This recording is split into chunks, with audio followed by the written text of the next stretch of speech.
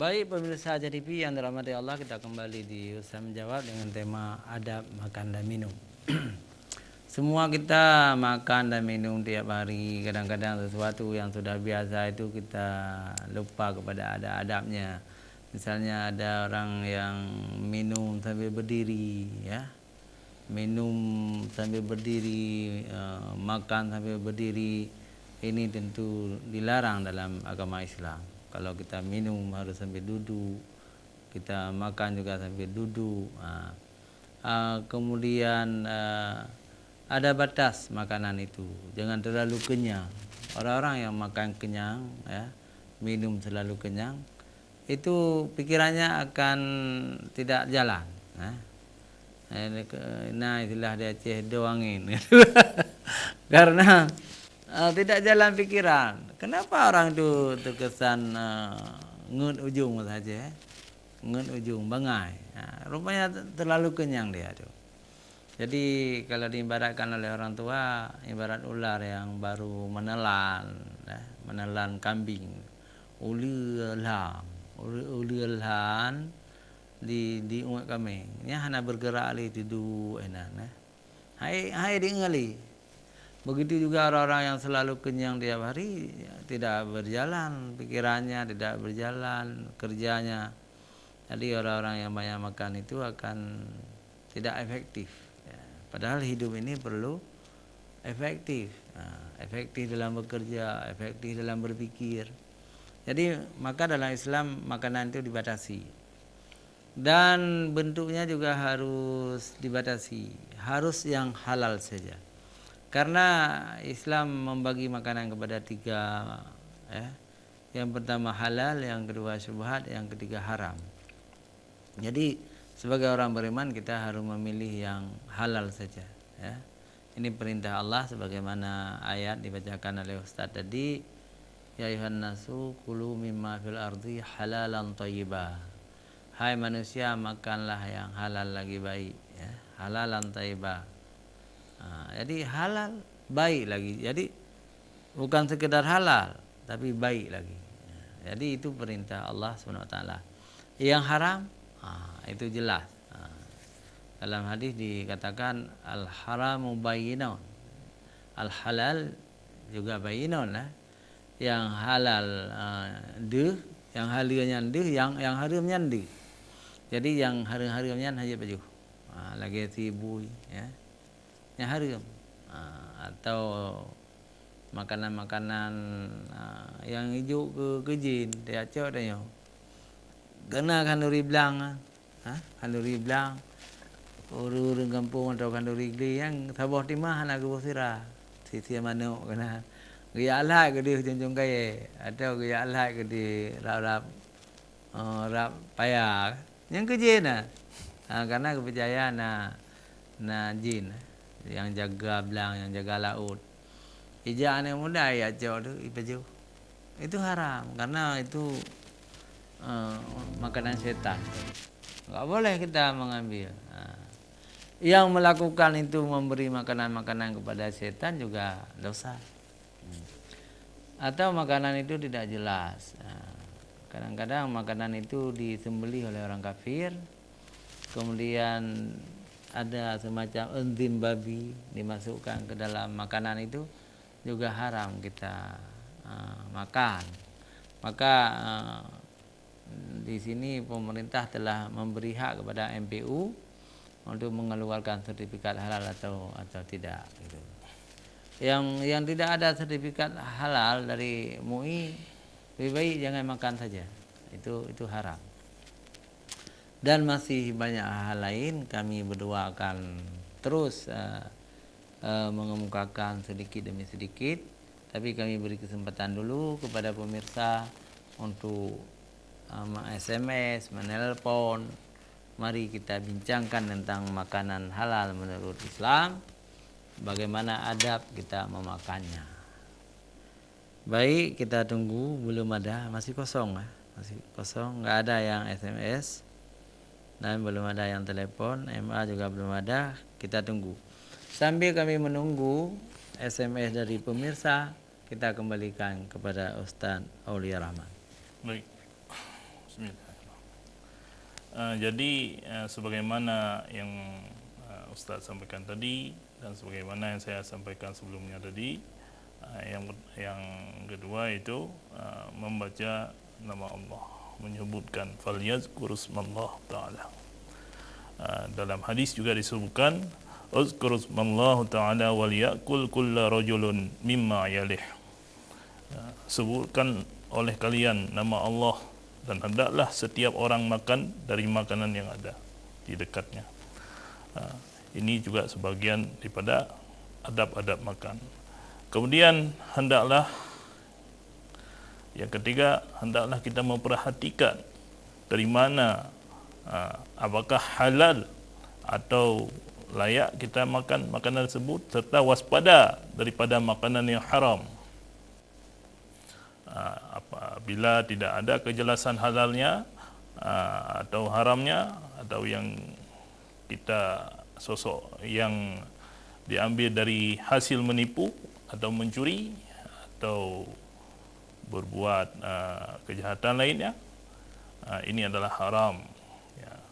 Karena dalam hadis Rasulullah sallallahu alaihi wasallam bersabda, kullu jasadin nabata min suhtin fannaru aula bih.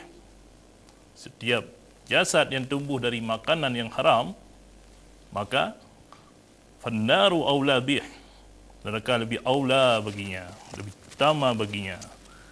Karena Rasulullah sallallahu alaihi wasallam dalam riwayat juga Siti Aisyah, dari jalur Siti Aisyah radhiyallahu anha,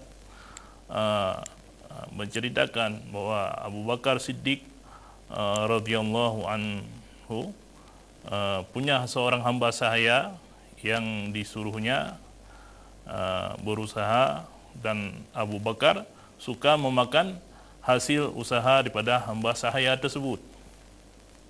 Suatu hari datang seorang memberi makanan kepada hamba sahaya tersebut. Hamba sahaya tersebut lalu memberikannya kepada Abu Bakar.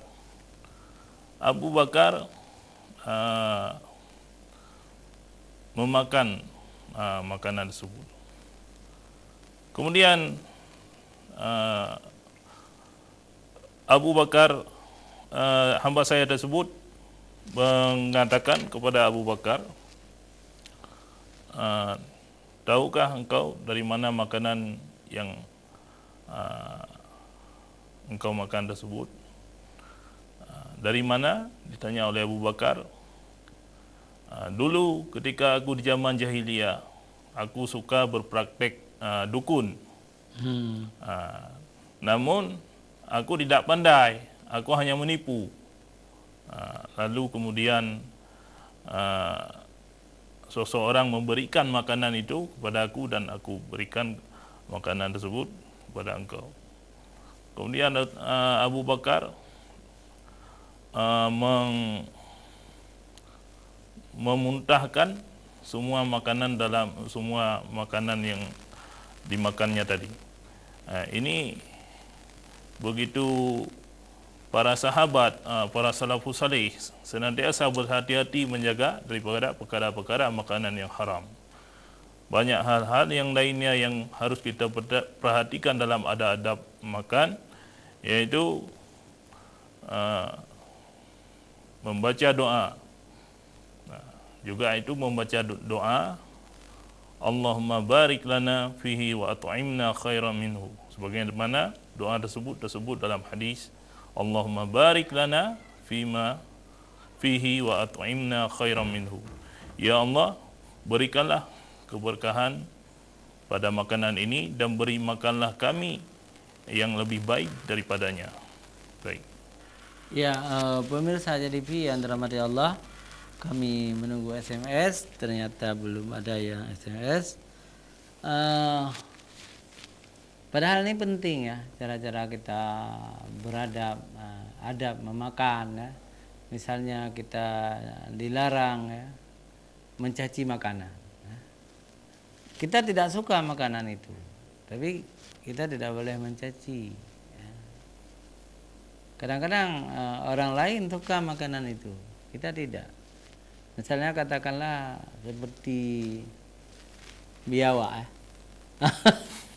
kalau murwa saja, itu yang haid tu. Dalam mazhab Hanafi boleh makan tu kan. Tapi kalau nanti ada orang makan murwa, jangan kita caci gitu. Itu beda mungkin. Jadi Tapi siapa yang mau makan ya? jadi ada makanan-makanan yang lain, jangan dicaci makanan. Itu adab juga, tidak mencaci makanan.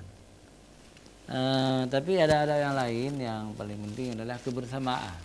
Kalau kita pergi ke kenduri, katakanlah kenduri maulid atau kenduri yang lain, jadi kita mengambil yang dekat saja, mengambil yang dekat. Jangan sampai kita mengambil punya orang dari jauh, makanan tu, itu tidak beradab juga orang seperti itu. Ambil yang dekat-dekat saja. Kita ingin sekali makan yang enak itu dari jauh, kita bisik orang, tolong diambil tu satu. Itu kan masih beradab ya. Tapi kalau tak cukup sendiri, tak cok bawah cupi di mana tak bau ke katanya, padahal digegau dia duduk yang adab. Betul kan? Adab. Kemudian makan menurut kemampuan ekonomi kita. Nyo ci hantai demang peng nyo, surah sepoi baju bu di warung. Nah, itu tidak boleh. Kalau memang kita kurang sekali rezeki, kalau boleh bawah mana sebelah dah baju. Sebelah dah kebah ganduk tepur. itu ada juga. Mubadir, ya. Orang-orang mubadir itu ikhwanu syayatin. Jadi saudara syaitan. Yang nak gaji tu roleh 10,000. Sampai jauh buat 10,000. Kargo tu. Dia warung yang top restoran. Hantu gaji tu, maka adab juga kita makan menurut kemampuan kita. Tapi kalau orang kaya raya itu makan dengan harga yang mahal, itu termasuk mubazir juga sebenarnya. Tetapi kan tergantung pendapatnya. Misalnya ada orang pendapatnya satu hari 1 juta. Beliau ingin makan 100.000 atau 200.000 makanan yang enak-enak di restoran. Itu masih dibenarkan. Tapi kalau orang miskin makan yang mahal-mahal itu justru dosa. Maka kita harus hemat. Jadi hemat pangkal kaya, itu kan. Makan juga harus sesuai dengan pendapatan.